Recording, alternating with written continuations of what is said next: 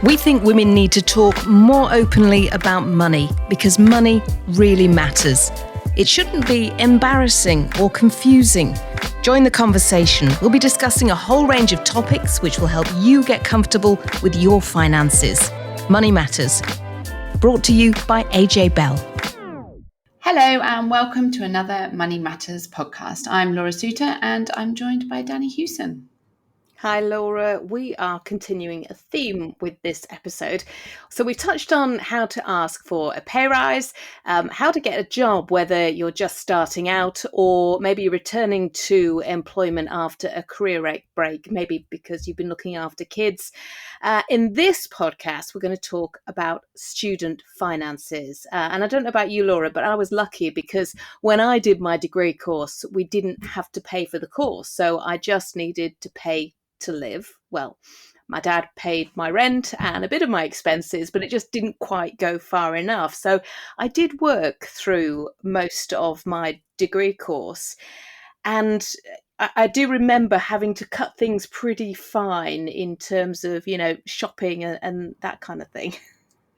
Yeah, so I think tuition fees were a little bit higher when I went to university, but you could get loans to cover them and they weren't anywhere near the level that they are now. So I think I had a similar experience of most of my money was going on trying to live and working in the summer and while I was at uni to try and pay my way. But I certainly didn't come out with the massive debt that people are coming out with today. And actually, figures from the student loans company show that as a nation, we have £161 billion worth of student loan debt, which is just kind of an unfathomable amount. It is an unfathomable amount. And that's a really difficult word to say. I like it. And, we've spoken a lot about interest rates as well. And of course, they're having an impact. And I did see there were a whole load of headlines a couple of weeks ago about the number of graduates who now owe six-figure sums. Can you imagine it? There are more than 6,500 graduates who now owe more than £100,000 in student loans. And it probably won't be surprised to learn that only around a quarter of students who started their course in September 2020 are expected to pay them off in full. And even if you're not expecting to pay off your loan in full, that debt is still hanging over you and has an impact on your take-home pay because it comes out of your salary. And we'll talk a bit more about the detail of that later. But the government has also changed the system. And so they've done things like they've extended the period that you have to repay the loan over, and they've lowered the threshold where you have to repay the loan. So I've been talking about all of those things and how to navigate the system with Ola Majekodunmi from All Things Money, and we've got some good tips from her as well later on. Before we get Ola's perspective, let's hear from a couple of recent graduates from the University of Leeds. Bronwen Jones and Connie Steen spoke to me from the flat that they share together. They've just completed their journalism degrees and they're hoping now to set out on successful careers. I started by asking them how they felt being saddled with such a huge amount of debt. Did you ever in a million years expect when you were growing up to have the huge amount of debt that you now have because you went to university? No, not particularly. And I don't think debt is anything I've ever really thought about. I can't say that I'm the best when it comes to finance knowledge. So I kind of went into university not even really giving it any consideration, which I think that I will regret now. I don't know about you. Yeah, I didn't. When I started university, I didn't really think of the whole student loan aspect of it. In my head, I knew obviously I was going to get a student loan going to uni, but I didn't actually give it any consideration until throughout my uni experience. Then I started being oh, I'm going to have to pay this back one day. It's not just free money. Yeah, in my head, when I went to uni to start with, I think my first year, because I did 4 years at uni. Free money. Yes, to begin with, I was yes, free money, I'm not going to have It's not. Yeah, no, it's not. Yeah. So do you think that you will ever get to a point where it's all paid off? I don't know. I mean, hopefully, I know you start paying it off once you start earning over a certain amount, but getting to that almost seems impossible as well. I feel like it's one of those things that's just going to weigh over me probably for the rest of my life. Not to sound depressing or something, but it is something that I'm now more aware of.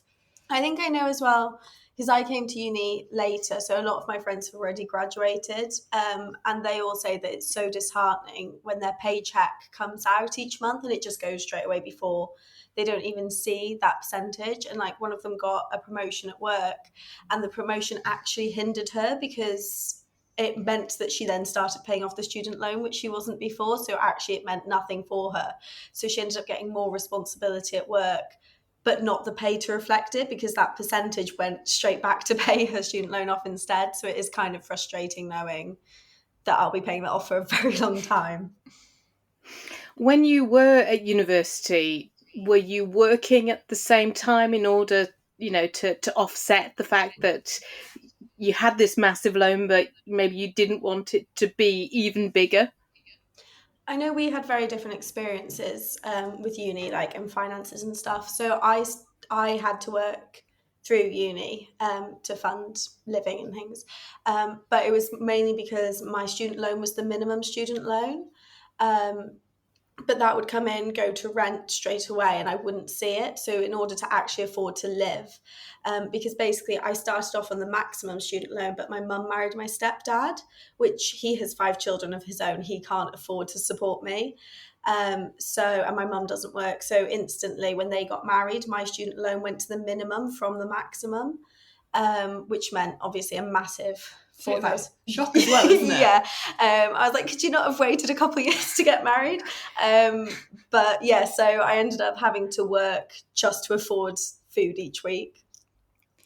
Yeah, I had a slightly different experience because I was 25 when I started uni. So I was then automatically a mature student. As a mature student, you get a higher loan. So I think I got my maximum, which is about $8,000, whereas Bronwen would have got about $4,000. So I didn't work at uni, but I bitterly regret it because even though, I had the support of having extra money, it still wasn't enough, with rent and bills, it still is literally scraping by. And the reason why I didn't get a job is because I've been working like 2 or 3 jobs before uni. So I wanted that break that I was kind of hoping uni would be so I could do something else. But then I still had not enough money to survive. So I wish I had worked through uni. Although I know working at the same time as doing uni, Yeah. I was so exhausted. Like doing my final year of university, having to get placements within the media and stuff, I had to give up a lot of opportunities in terms of work experience because they would be for free and I had to work. So I've come out of university and a lot of my peers that didn't have to work have gone and gotten work experience throughout their time at uni, but I couldn't afford to do that. Like I had to go to work. Like I'd be in my job at like 6, 7 in the morning, finish at 11, 12, go straight to lectures and then be exhausted and come home, have to do my uni work and then just sleep. So I think I was quite frustrated with the student finance system just because I couldn't afford to live because my mum married my stepdad, kind of thing. Did either of you end up taking out other loans or credit cards or anything like that to just, make sure that you got by? Or well, my dad put the fear of God into me about taking out an overdraft because he's an accountant, which I didn't really inherit his budgeting brain, but he was just like, never get an overdraft, never, go into your savings. I think maybe I could have done. I think it would have been better if I'd got a student overdraft. I think it would have been added a lot more security to my life because I didn't do that. So I did. It was a struggle. This is where we're at polar ends. So I didn't polar ends of the spectrum. I didn't get a student overdraft until my final year of uni, because I did 4 years. So I did the first 3 years without a student overdraft managed. And then in my final year, I was like, I have to drop down how much, like I can't work and balance uni as much. So my final semester of uni, I quit my job.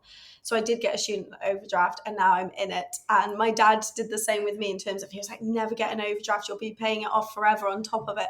And for the student overdraft, you don't pay interest, so it's fine. But then the problem is when you're not a student and you're still in that overdraft. And then obviously the one I'm with gives you a year grace, so I have a year to get out of it, thankfully, which I will be able to do because I didn't go too heavily into it. But yeah, I do regret getting a student overdraft. So both your parents clearly spoke to you about money.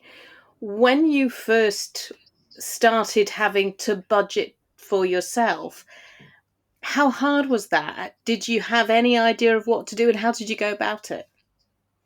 Well, I mean, I lived independently since I was about 20. So I have a little bit of experience having to live completely on do my own bills and stuff. But still, it's different when you get into a university setting, I feel like, because it always feels like it's a lot less.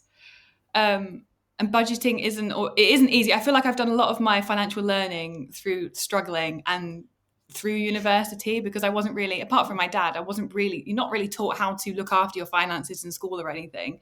It is a lot of trial and error, and a lot of error that you have to learn a lot from.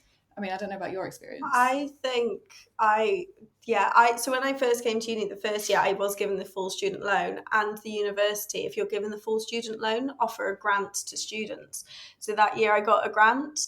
So all my money, the student loan all went on rent and bills and food. And then the grant, I am very angry with myself. I blew that summer because I just had no concept of budgeting, etc. And I wish now, looking back, I'd saved it, and that would have helped me so much in my next year of uni, and I wouldn't have had to work so much. But yeah, so I blew that in summer. I went to festivals, I went on holidays. I had the summer of my life. Like most students. Yeah. And I just wish, looking back, like I was so naive to money. And I think, I was awful, but I did not budget. I was a student. I was there buying branded foods. Like I just had no idea. And then I think I had a harsh awakening in my second year. And I was like, okay, I need to sit myself down now and actually look at my finances, my outgoings, and kind of learnt as I went along. So what about now? Where are you at? 'Cause you've graduated? Yeah, so we finished, a month ago now? Yeah. So I've been relaxing for the last month because I was like, I need a break. And now it's coming to the time where I'm like, okay, I need to get a job because the money that I had left over is going very quickly. So fast. Yeah, and that's with budgeting and minimal expenditure.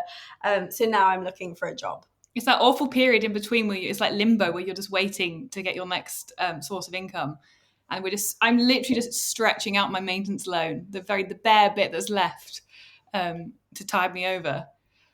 That's got to be hard right now as well, because I mean the cost of living is so expensive. It's insane. Our bills are ridiculous. So honestly, all we do is pay. We were saying this the other day. We were like, all we do is pay bills, food shop, and our money's gone. Yeah, it's depressing. And my friend who's just graduated last year, she said that she has no money to save because all of her money goes into paying her bills, her rent, her car, everything. And then as soon as everything's paid off, she doesn't have a credit card or anything like that. And I don't want to I know it's good that's the other thing. Like we were never taught in terms of, I know getting a credit card is quite good in terms of boosting your, your credit score. Yeah.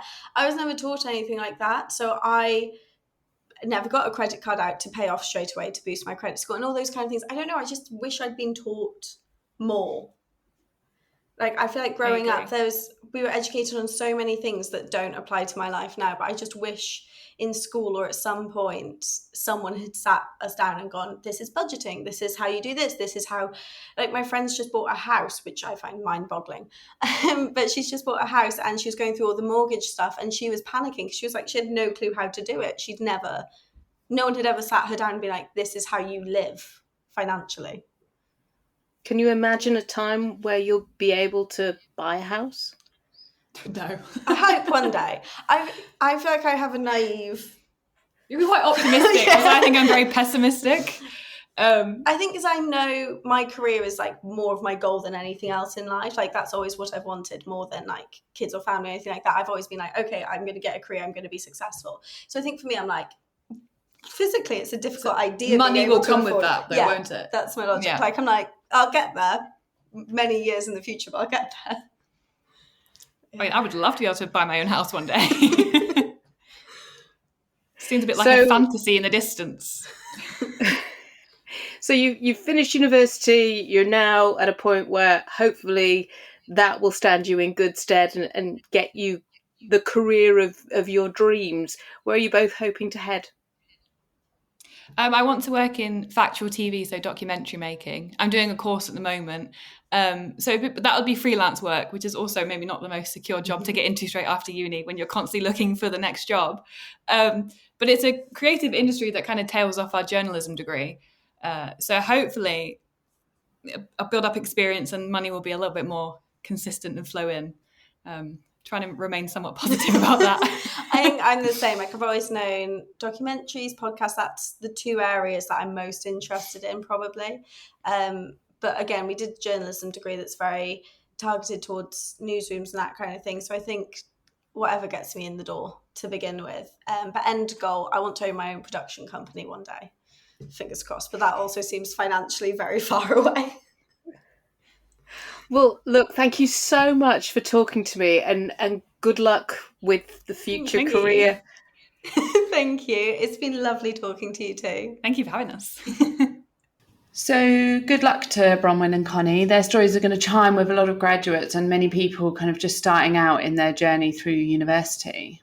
And I imagine it's got to be harder than ever because, you know, the cost of living crisis, it's not just affecting everybody else, it's also affecting students too. And, you know, I would imagine that lots of students are thinking at the moment about supplementing their loans by working part-time throughout their courses, the way that Bronwen and Connie did. So lots of questions and lots of worries. And so I've been chatting to Ola Majekodunmi from All Things Money, which is an online resource for younger adults to help them navigate their finances.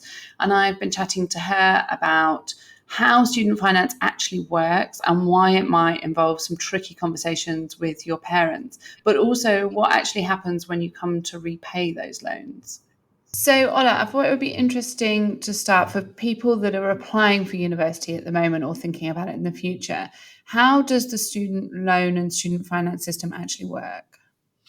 Yeah, so basically your student loan is kind of split into two different loans. So firstly, you have your tuition fee loan. So it's what it says on the packet basically, and that is a loan designed to cover the cost of your tuition fees. So obviously at the moment, the cost of tuition fees in the UK are around £9,250. So tuition fee loan will cover these fees for the duration of your time at university. Now, on the other hand, your maintenance loan is a loan designed to help you with your living costs. So if you're moving away from home, then this money can be used for things like your rent, your bills, food shopping, and everything else in between. But obviously, both of these payments are loans. So you will be required to pay this money back, but I'm sure we'll obviously cover that later on too. Yeah, definitely. Okay, so the tuition fee loan sounds kind of straightforward. That just covers your tuition fees, gets paid to university. The maintenance loan, how is that calculated? Like, how much can you get from that, and how is it worked out how much you get? Yeah, so your maintenance loan is calculated based on a number of different factors. So firstly, it will be dependent on your household income. So how much do your parents currently make? The more money your parents earn, sadly, the less money you'll be able to apply for. But that's one factor to consider. Also, another factor that obviously impacts your maintenance loan is whether you're planning to live at home with your parents while studying, or if you're planning to move away. And lastly, whether you're planning to study in London or outside of London will also have an impact on the amount of maintenance loan you can apply for. So yeah, a number of different factors, but I think the maximum loan you could potentially apply for is around up to £12,000 for the next academic year. So yeah, it's quite a lot of money, but again, it is dependent on those different factors. So then that means that there's like a potentially a bit of a tricky conversation for some people. If the amount of loan that you can get depends on your parents' income, that kind of assumes that your parents are going to help you out with university if you're not going to be able to get the maximum loan. So is that a bit of a tricky like family conversation people then need to have? Yeah, and this is it. I think it's quite hard because obviously, you know, the government likes to take into consideration parents' backgrounds, but they don't also consider how much these parents have outgoing. So, for example, I was a single parent household going to university, so I was on a maximum student loan, whereas my friend was on the minimum because her parents obviously earned a certain amount. However, the government doesn't take into fact that two other siblings were also at university at the time, that she also had two younger siblings as well in school. So again, those factors aren't really considered, which is a shame because obviously she was obviously disadvantaged in that respect. So again, I guess it is having that conversation with your parents. Is there anything you can do to kind of help me out? Or it's also looking at other means to kind of make extra money whilst you're at university. Yeah, so I guess things like getting a job or like working in the Mm, summer leading up to it, or yeah, maybe even for some people taking a gap year to kind of save up for save. university. Yeah, definitely. And then is there, if you're from a low income background and you're getting that tuition fee loan, you're maybe getting the maximum you can get on the maintenance loan, but that still doesn't feel like enough to live on, or you still need more support. Is there more help out there specifically for kind of low income households? Yeah, so many universities, which I don't think many people are aware of, actually have something called hardship funds, or they may be called something similar. And they are available for people who may come from a low income family or are also a care leaver. So, yeah, these funds may be available for students who obviously come from a lower income background and are struggling to cover the cost of university, because we all know university isn't cheap. These funds also may also be available for students with a disability, or if students have a dependent such as children. But it's always really important to contact the university to find out if you're eligible for this extra money. Obviously the money varies from university to university, but it's always important to find out what that amount may be. I know at the University of Birmingham they gave students an extra £2,000 a year, which obviously definitely helps out in some respect. And yeah, it's really important to find out if these funds are grants, which is money you don't have to repay, that's free cash for you guys, or if these funds are an addition to your student loan, which you'll obviously have to pay back over time. And so then you've kind of navigated that whole system. And then once you've graduated, I think like the average amount of debt that people leave university with is about £50,000, which sounds Yeah. massive to start your working life with. So can you just talk us through a bit like how repaying that loan works? Yeah, so yeah, sadly, a lot of our students come out with a lot of debt. I think mine's around like 65k. Like, it's actually disgusting. But yeah, when you finish university, you don't actually have to worry about repaying your student loan until the following April after you have graduated. So you get a little bit of breathing space once you've graduated, and just to kind of like take in the fact that you finished uni and you're going into adult life. So yeah, so if, for example, you are graduating this summer, you don't have to worry about repaying back a single penny until next April. But obviously, once you have reached the following April, the repayment process then begins. But it only starts once you've started earning over a certain amount of money. So for this 22 to 23 tax year, unless you're earning over £27,295, you don't have to pay back a single penny. But this applies to students on a Plan 2 student loan, which is any student loan taken out after September 2012. And then, yeah, after you're earning over this amount, you'll then have to pay 9% of the amount you earn over this threshold. So, yeah, it's really important that the payment process does begin after that amount. But it's really important to note as well that if you do stop working for whatever reason, or if your income goes below this threshold, then your student loan repayments will automatically stop. And so then that means that it's not kind of like normal debt, I guess. It's not like having £65,000 sitting on like a credit card or in your overdraft, is it? But Yeah, no. what other ways does the student debt differ from kind of more normal debt, I guess? Yeah, I think obviously people always say, yeah, I've got student debt. And I think the word debt really scares people. But like you said, it's not quite like a normal debt. It's not £65,000 in your overdraft or your credit card. I kind of like to see it as like a student tax. Obviously, it's that kind of bracket that you kind of pay after your income amount. So yeah, it's very different to a normal debt, because obviously, like I mentioned before, you only start repaying after you have met the repayment threshold.